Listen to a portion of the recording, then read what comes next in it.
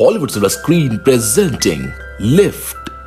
इस कहानी की शुरुआत में हमें वेनिस दिखाया जाता है, जहाँ एक ऑक्शन में काफी कीमती चीजों की नीलामी होनी होती है, जिस वजह से बारी बारी अमीर लोग मास्क पहनकर यहाँ पर बैठे हुए हैं। और यहीं पर हम कहानी के मेन कैरेक्टर को देखते हैं, जिसका नाम साइरस है। वो काफी स्मार्ट होता है, जो यहाँ पर अपने साथियों के साथ चोरी का प्लान कर चुका है, क्योंकि वो मास्टरमाइंड होने की वजह से बहुत बेहतरीन तरीके से पहले भी कई बार चोरियां कर चुका है। अब इस नीलामी की लाइव वीडियो भी लंदन में चल रही होती है। आधे खरीदार तो वेनिस में बैठे होते हैं, जबकि आधे लंदन में बैठे हुए हैं। यही हमें साइरस की टीम के बारे में बताया जाता है, जिनमें से टॉप पर वो खुद है। फिर होती है एक पायलट लड़की, एक है लॉक मास्टर जो हर तरह के मुश्किल लॉक्स को आसानी से तोड़ सकता है। इनके अलावा एक हैकर, एक इनका साथी इंजीनियर और एक बड़ी उम्र का आदमी जो इनका हेल्पर है। वो इनकी चोरी करने में मदद करता है और इस समय वो भी साइरस के साथ नीलामी में आया हुआ है। यहाँ हर जगह पर कैमरास लगे हुए हैं, जिन पर पुलिस की नजर होती है। और सबसे सीनियर पुलिस ऑफिसर, जिसका नाम एबी है, वो काफी समय पहले साइरस से मिली भी थी, जहाँ पर इनकी दोस्ती हो गई थी। पर जब एबी को पता चला कि वो कितना बड़ा चोर है, तो एक मिशन पर उसने साइरस को भी पकड़ने का प्लान बनाया। लेकिन वो काफी स्मार्ट था, इसीलिए साइरस वहाँ से भाग गया। लेकिन इस बार एबी अपनी टीम के साथ पूरी तरह से तैयार होती है, यानी कि साइरस जैसे ही चोरी करेगा वो उसको रंगे हाथों पकड़ लेंगे। जिसके बाद हम देखते हैं कि नीलामी अब शुरू हो गई है। सबसे पहले एक काफी महंगी पेंटिंग को लाया जाता है, जिसकी बोली 1 करोड़ की लगती है, मगर आखिर समय में वो 2 करोड़ की बिक जाती है। पर साइरस और उसके साथी, जो पहले से उस पेंटिंग को चुराने की फिराक में बैठे हुए थे, ये उस पेंटिंग को कस्टमर तक पहुंचने से पहले ही चोरी कर लेते हैं, जिसको उसी समय ब्लैक मार्केट में 2 करोड़ का बेच भी दिया जाता है। जिसके बाद बारी आती है सबसे खास चीज की, जो एक जबरदस्त क्रिएशन है। इसकी ओनर ने इस क्रिएशन को बहुत मेहनत से बनाया है, जिसका नाम NFT होता है। और क्योंकि इसको बनाने वाला क्रिएटर अपनी पहचान बताना नहीं चाहता था, इसलिए उसने चेहरे पर मास्क लगाया हुआ होता है। अब ये क्रिएशन NFT में तकरीबन 200 कैमरास लगे हुए हैं, जो वीडियो रिकॉर्ड करके बहुत अच्छी वीडियो एडिट कर देते हैं। अब इसकी नीलामी शुरू होती है, जिसके प्राइस बढ़ते ही रहते हैं। लेकिन तभी साइरस की टीम की हैकर यहाँ पर अपना काम करती है। वो एक बटन दबाती है और साथ में बोलती है लिफ्ट। ऐसा होते ही वहाँ की सारी लाइट्स बंद हो जाती है, धमाके होने लगते हैं, जिस वजह से हर तरफ अफरा तफरी मच जाती है। अब जहाँ अमीर लोग भागने का सोच रहे होते हैं, यहाँ साइरस अपना काम करता है, जबकि वो 2.5 करोड़ की बोली भी साइरस ने खुद नहीं लगाई होती है। इसीलिए वो अब NFT के क्रिएटर के पास आता है और उसको कहता है कि आप मेरे ठिकाने पर आ जाओ, जो एक शिप है। NFT भी वहीं पर लाई जाएगी और हम आपको पैसे भी वहीं पर दे देंगे। अब वो सारी चीजें ऊपर बैठी एबी देख रही होती है, इसीलिए वो साइरस को पकड़ने के लिए खुद भी जाती है और अपने साथियों को भी लगा देती है। पर साइरस और उसकी टीम जो यहाँ से भाग रहे थे, उनके पीछे पीछे एबी और उसकी टीम बढ़ जाती है। वो लोग पहले ऐसे ही भागते रहते हैं, जिसके बाद वो स्पीड बोट में बैठ जाते हैं, जहाँ पुलिस को चकमा देते हुए समुद्र के बीच में आ जाते हैं। इन्होंने बैरियर्स खड़े कर दिए थे, जिससे पुलिस इनके पीछे तक आ जाती है, लेकिन फिर भी ये लोग निकल जाते हैं। ये लोग अपने ठिकाने और शिप में पहुंच जाते हैं, जहां ये NFT के लेन देन के बाद खूब पार्टी करते हैं। एबी, जो अभी भी छानबीन कर रही होती है, वो नीलामी में आए लोगों की वीडियो को बड़ी गौर से देख रही थी। उसकी नजर साइरस के साथी हेल्पर पर जाती है, जो अभी भी वहीं पर होता है। इसीलिए ये लोग उस तक पहुंचकर उसको पकड़ लेते हैं। उधर पता चलता है कि इन चोरों ने जब NFT को चोरी किया था, तो ब्लैक मार्केट में उसकी कीमत बढ़ती गई, जिसे एक्टिवेट करने के लिए इन्हें उसके असली मालिक की जरूरत थी। इसीलिए ये उस क्रिएटर को उठा लाते हैं, आधा प्रॉफिट वो उसको दे देते हैं। इससे उन दोनों का फायदा होता है। उधर साइरस की टीम का हेल्पर एबी के साथ ही बैठा हुआ था और वो सभी सवालों के उल्टे सीधे जवाब दे रहा था। एबी कहती है कि मैं तुमको जेल में डाल दूंगी और सबके सामने तुम्हारी सच्चाई ले आऊंगी। अच्छा होगा कि तुम अपनी टीम के बारे में हमको सब कुछ सच बता दो। जिस पर हेल्पर कहता है कि मेरी टीम इस वक्त लंदन में है, अगर उनको पकड़ना है तो तुमको मेरे साथ वहां पर जाना होगा। इसीलिए अब एबी अपने साथियों को लेकर लंदन के पुलिस डिपार्टमेंट में चली जाती है। यहाँ उसकी मुलाकात एक और ऑफिसर से होती है, जो उसको बताता है कि मुझको सीक्रेट तरीके से पता चला है कि सबसे बड़ा माफिया, जिसका नाम लास है, उसने हाल ही में मार्केट के शेयर के साथ हेरा फेरी की है, जिस वजह से कीमतें ऊपर नीचे हुई और उसको बहुत प्रॉफिट हुआ। मगर इस प्रॉफिट की वजह से मार्केट या चीजों की कीमतों की उलटपुलट नहीं, बल्कि शहर में कई चीज की उलटपुलट हुई। असल में लास ने डैम का पानी पूरे शहर में फैला दिया है, जिससे वहाँ पर बाढ़ आ गई है। इस वजह से घर डूब गए हैं, लोगों की जानें चली गई हैं। और अब लार्स बिल्कुल ऐसे ही एक दूसरे शहर के साथ भी करने वाला है, जिसमें लार्स के साथ साथ एक काफी बड़ा माफिया भी शामिल है। और ये काम वो दोनों अगले 2 महीने में अंजाम देने वाले हैं। लार्स उस माफिया को पहले पेमेंट करेगा, जिसके बाद वो डैम के बैरियर्स हटवाने की इजाजत दे देंगे। इस तरह से उस शहर में भी बाढ़ आने से तबाही होगी। पर लार्स उसको जो पैसा पे करेगा वो पैसा नहीं बल्कि सोना होगा, वो भी 1-2 किलो नहीं बल्कि पूरे 10 टन। और अब उनकी इस डील को मुझको तोड़ना है और पेमेंट रुकवाने के लिए मुझको तुम्हारी जरूरत है। एबी कहती है कि मैं इसमें क्या मदद कर सकती हूँ, जिस पर वो ऑफिसर बताता है कि हमें एक ऐसे बंदे की तलाश है जो चोरों की तरह ही सोचकर चोरों को पकड़ सकता है। जाहिर है इस काम के लिए किसी मास्टरमाइंड चोर की जरूरत होगी और वो कौन है तुम अच्छे से जानती हो।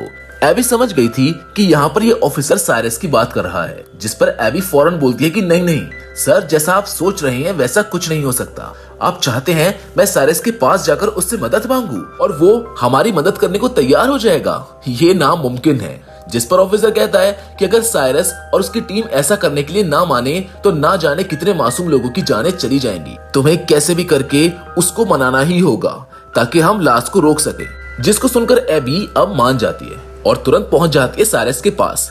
यहाँ पर दोनों एक दूसरे को ही दोष देने लगते हैं कि तुमने मुझको धोखा दिया है, मैंने तुमको नहीं दिया है।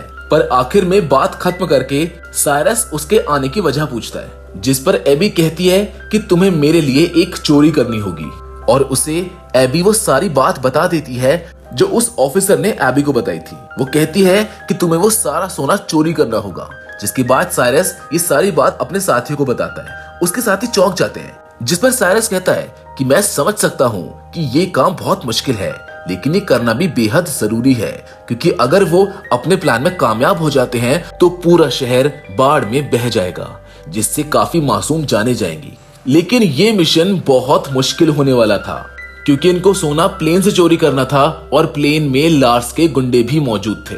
इसलिए यहाँ पर साइरस और उसकी टीम अपने काम में लग जाते हैं कि वो कैसे अपने इस मिशन को अंजाम देंगे।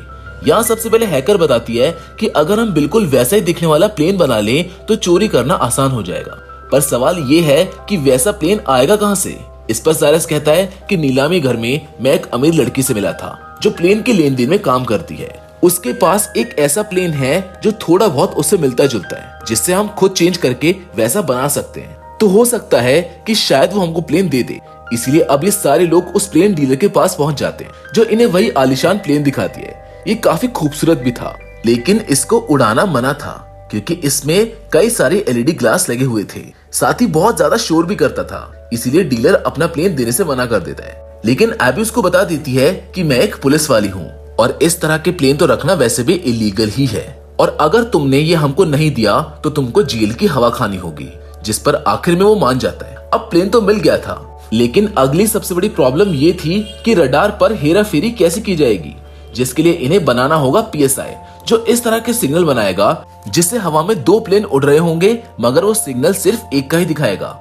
लेकिन यहाँ एक छोटी समस्या थी, मतलब जब ये दोनों प्लेन्स को एक दूसरे के ऊपर नीचे करेंगे तो कुछ समय के लिए रडार पर ये दोनों प्लेन्स नजर आएंगे, जो हेडक्वार्टर में बैठ रहे लोग देख लेंगे।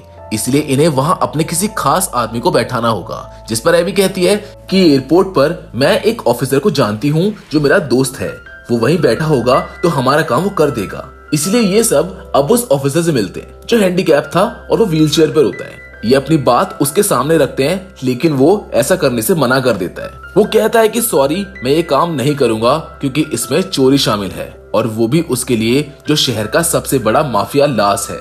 नहीं, बिल्कुल भी नहीं। पर तभी साइरस कहता है कि मैं इस काम के बदले तुम्हें 10 लाख दूंगा, जिसके लिए वो ऑफिसर मान जाता है। इसीलिए ये सारी टीम अपने अपने काम पर लग जाती है और इस प्लेन को ये लोग बदलने लगते हैं। जिसके बाद पीएसआई की मशीन बनाई जाती है जो सिग्नल्स में हेराफेरी करेगी, जिसका साइज बहुत बड़ा लग रहा था, जो किसी बॉम्ब से कम नहीं लग रही थी। इसलिए एबी हैकर को कहती है कि ऐसा करो कि इस पीएसआई मशीन के छोटे छोटे कई सारे हिस्से बना दो, जो हर एक मेंबर को दिया जाएगा, ताकि वो पूरे प्लेन में इसको अलग अलग जगह पर लगा सके। इस तरह काम आसानी से हो जाएगा, जिसके लिए हैकर मान जाती है और काफी मेहनत करने के बाद वो पीएसआई मशीन के अलग अलग हिस्से बना देती है। जिसके बाद आखिर इनका फाइनल दिन आ जाता है, जहाँ सब लोग अपने अपने हिसाब से तैयार हो जाते हैं। इन्होंने आधे टिकट बिजनेस क्लास के लिए थे और आधी इकोनॉमी क्लास के, ताकि ये लोग पूरे प्लेन में फैल जाएं। जहाँ पर इनको पता चलता है कि लास्ट के 2 गुंडे बिजनेस क्लास में हैं और 3 गुंडे इकोनॉमी क्लास में हैं, जबकि बाकी के 10 लोग नीचे सोने के साथ हैं। अब ये पूरी टीम अपनी चोरी को अंजाम देने के लिए तैयार होती है। हैकर ने सभी कैमरास को हैक कर लिया होता है ताकि हर एक चीज पर नजर रखी जा सके, जबकि लॉक मास्टर ने अपने हिस्से की PSI मशीन बाथरूम में जाकर लगा भी दी थी। इनका एक साथी डर गया था, इसीलिए वो इस मिशन पर साथ नहीं आया था। तब उसके हिस्से का काम एबी करती है। वो अपने बिजनेस क्लास के बाथरूम में जाकर दूसरी PSI मशीन को वहां पर लगाने लगती है, पर तभी एक झटका लगने की वजह से वो मशीन छूटकर नीचे गिर जाती है, जिससे वो मशीन टूट जाती है। उसके कई सारे टुकड़े हो जाते हैं, जिससे अभी काफी परेशान हो जाती है, क्योंकि उसको कैसे भी करके उन टूटे हुए हिस्सों को जोड़ना है और मशीन को फिर से चालू करना होगा। उसको वो हिस्सा वहां पर लगाना जरूरी है, मगर अब गुंडे भी वॉशरूम में आना चाहते थे और अगर उन्होंने ये देख लिया तो उनका प्लान चौपट हो जाएगा। वो सबको शूट करके मार देंगे, लेकिन यहाँ ठीक समय पर साइरस आ जाता है और अभी दोनों मिलकर मशीन को जोड़कर वहां पर लगा देते हैं, जबकि पायलट अपनी स्मार्टनेस से अपने प्लेन को उस बड़े प्लेन के नीचे ले आती है। साथ ही PSI के एक्टिवेट होने का वेट करने लगती है ताकि दोनों प्लेन्स का रडार एक ही सिग्नल दे। इसलिए अभी हेडक्वार्टर के रडार में 2 ही प्लेन्स के सिग्नल आ रहे थे, जिसे देखकर एयरपोर्ट ऑफिसर की साथी कहती है कि हमको इस बारे में ऊपर खबर देनी चाहिए। जिस पर वो ऑफिसर जो एबी का साथी है वो जवाब देता है कि शायद ही मामूली सी खामी होगी जो 2-3 मिनट में ठीक हो जाएगी। वो उसको अपनी बातों में उलझाने लगता है। जिस बीच PSI के एक्टिवेट होते ही पायलट अपने वाले प्लेन को दूसरे प्लेन से कनेक्ट कर लेती है और ऐसा होते ही सिग्नल मिलने लगते हैं और रडार पर एक ही प्लेन शो होने लगता है। जिसके होते ही वो ऑफिसर अपने साथी को दिखाकर कहता है कि देखो मैंने कहा था ना, ये खराबी है और जल्द ही ठीक हो जाएगी। अब उधर लॉक मास्टर नीचे वाले एरिया में पहुंच जाता है जहाँ सोने वाली तिजोरी पड़ी हुई है। वो अपनी हाईटेक मशीन को तिजोरी पर लगा देता है और उसका लॉक तोड़ने की कोशिश करता है, पर इस बीच गुंडों को शक होने लगता है, इसलिए वो अपने सोने तक पहुंचने की कोशिश करने लगते हैं। अब इस बात की खबर साइरस को भी पता चल जाती है, इसलिए वो उनको रोकने की कोशिश करता है, जिससे अब उन सब चोरों की लाश के गुंडों से लड़ाई शुरू हो जाती है। इनकी जबरदस्त लड़ाई होने लगती है, वो भी चलते हुए प्लेन में, जिस वजह से झटका लगने की वजह से पायलट को लगता है कि प्लेन में कोई गड़बड़ है, इसलिए वो तुरंत हेडक्वार्टर में खबर देता है। तब एबी के साथी ऑफिसर उससे कहता है कि मौसम खराब है, इसलिए आपको पास के हवाई अड्डे पर प्लेन को उतारना होगा। उसकी बात मानकर पायलट प्लेन को उतारने लगता है, पर ये जगह प्लेन को लैंड कराने के लिए छोटी है, जिस वजह से उस पायलट को काफी मुश्किल होती है, लेकिन वो जैसे तैसे प्लेन को उस छोटे से हवाई अड्डे पर उतार लेता है। इसलिए अब साइरस की पायलट साथी भी प्लेन को वहां पर लैंड करवा लेती है, पर इस बात का लास्ट को भी पता चल जाता है कि हमारा प्लेन हाईजैक हो गया है। जहां उसको लैंड करवाना था वहां होने के बजाय वो कहीं और ही लैंड हो गया है। इसीलिए लास अपने साथियों को कहता है कि जो कोई भी मेरे सोने को मुझ तक पहुंचने से रोक रहा है उनको खत्म कर दो या फिर मेरे पास लेकर आओ, इस तरह मेरा सोना मुझ तक आ जाएगा। उधर लॉक मास्टर साइरस से माफी मांगता है कि प्लीज मुझको माफ कर दो, मैं टाइम के अंदर लॉक को तोड़कर सोना नहीं चुरा पाया। अब ये सोना गुंडों और उनके साथी माफिया लास के हाथ लग जाएगा और ये अपनी खतरनाक डील कर लेंगे। अब इनके पास और कोई रास्ता नहीं होता, इसलिए गुंडों के साथ सोना समेत ये लोग लास के पास जाने लगते हैं। इन्हें प्लेन के जरिए इनकी पायलट ही इनको लेकर जा रही होती है। उधर लास के पास वो माफिया भी आ जाती है। वो चाहती थी कि डील होते ही जल्द से जल्द शहर में बाढ़ आए ताकि मार्केट के शेयर्स ऊपर नीचे होने से दोनों के फायदे हों। लेकिन उस माफिया को भी पता चल जाता है कि जिस प्लेन के जरिए इनका सोना आ रहा था वो हाईजैक हो गया है, पर लास उसको समझाता है कि मेरे गुंडों ने सिचुएशन को अपने कंट्रोल में कर लिया है, माल आपको मिल जाएगा, बस डील को कैसे भी करके आज के आज ही फाइनल करना होगा। उधर प्लेन में अभी भी लड़ाई हो रही होती है,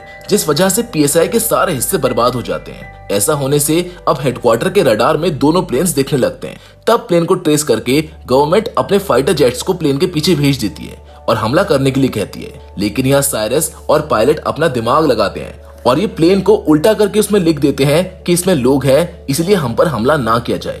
इसलिए फिलहाल वो फाइटर जेट्स उन पर हमला नहीं करते हैं, बल्कि वो उनका पीछा करने लगते हैं ताकि जब ये प्लेन लैंड हो तो पुलिस वाले आकर इन सभी को सेव कर सके या फिर इस सिचुएशन को हैंडल कर सके। जिसके बाद अब ये प्लेन लैंड होता है लास के महल के ग्राउंड में, जो उसके घर के ग्राउंड को बर्बाद कर देता है। और सिर्फ यही नहीं, बल्कि ये उसके घर की सिक्योरिटी वॉल को तोड़कर अंदर घुस जाते हैं और ऐसा होते ही सारा सोना भी निकलकर नीचे गिर जाता है। ये देखकर माफिया लास को कहती है कि अब तो मैं सारा सोना भी ले जाऊंगी, साथ ही हमारी डील भी कैंसिल है, जो कहकर वो वहां से जाने लगती है। पर लार्स, जिसको गुस्सा आ गया था, वो उसको शूट करके मार डालता है। तभी वहां पर पुलिस भी आ जाती है जो इनका पीछा कर रही थी।